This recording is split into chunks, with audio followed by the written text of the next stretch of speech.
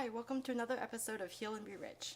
I'm your host, Islam Monastery, and today I have correspondence to share from Brittany Marie Colson, a licensed practical nurse student who's going to be graduating soon. She has bipolar disorder, among other disorders, and she's going to be graduating, so that's going to be very exciting. So let's begin.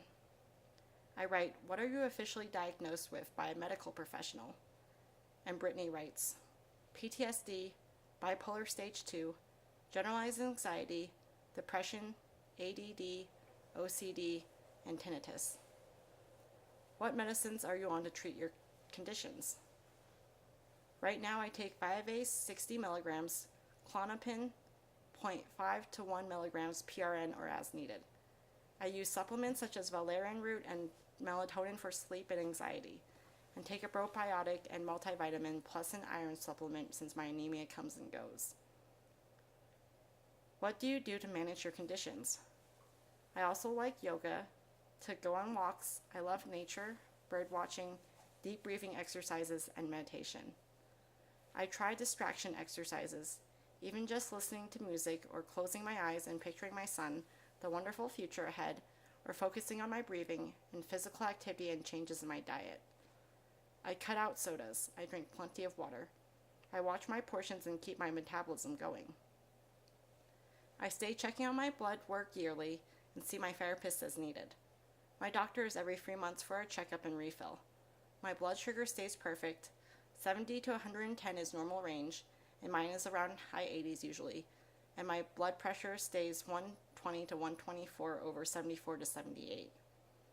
My heart rate stays high though, high 80s, but anxiety can have it in the 120s easily. I just focus on my breathing and let myself know this moment will pass. What is one of your hobbies? I love horseback riding. Definitely it is my getaway. My dream is to own my own horses. It's how me and my dad connected when I was a kid, and he passed when I was 8. We were very close. He also struggled with mental illness and alcoholism. I plan on defeating this cycle. I plan on being the first of his children with a degree and no drug problem. I plan on being the best mom, wife, person, and nurse possible. What inspired you to become a nurse? What inspired me? Well, I've wanted to be a nurse since I was a little girl. I was a tomboy, but I loved sports and nursing.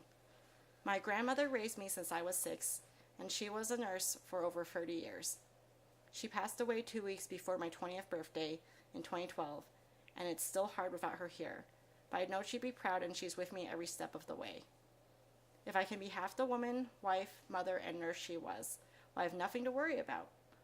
I have such a passion for helping the sick. I love connecting with others and making them smile during a difficult time. I love to hold a hand or give a warm hug when needed. I love educating them and answering the confusing terms that doctors come and throw at them. I will become a nurse because I get back by giving. It's not always good, but some days at clinicals, it's bad some days at clinicals. I see death, I see tears, I see eyes of defeat.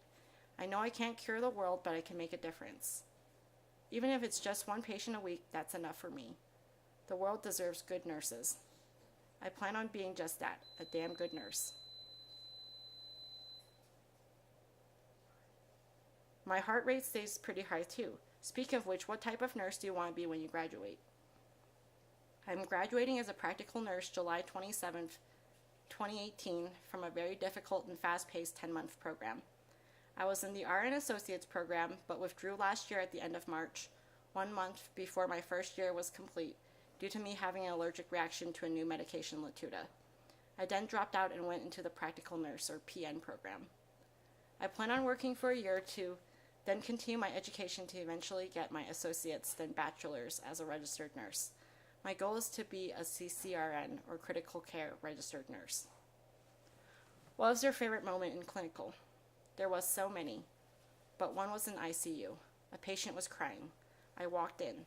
She told me how she almost went into a hypoglycemic coma. She told me how her husband was older as well and how they were moving. They had no help. I overheard her praying beforehand, so I asked to pray with her. I held her hand with a cross I carried and prayed. I then educated her on her diet, her snacking, checking her blood sugar, using her insulin, buying a magnifying to attach to her insulin syringe since she mentioned she had trouble reading them. I brought up home health, how to take frequent breaks, and how to measure out her carbs, how to recognize hypoglycemia and hyperglycemia. And I also took time to do deep breathing exercises. I made her cry as she hugged me. She was smiling an hour later and was bragging on her grandkids, showed me the pictures, told me thank you and how blessed the world was to have me as a nurse someday. It was a heartwarming moment. There were plenty others, though. I also helped bring a patient back while he was coding. I helped connect EKG nodes, monitored him, stayed close to him, reported changes, reoriented him once he came back, and held his hand while he cried. He was an older man who lost his wife last year. He never spoke about her until he spoke to me, said I was a great listener. I cleaned the blood off of him.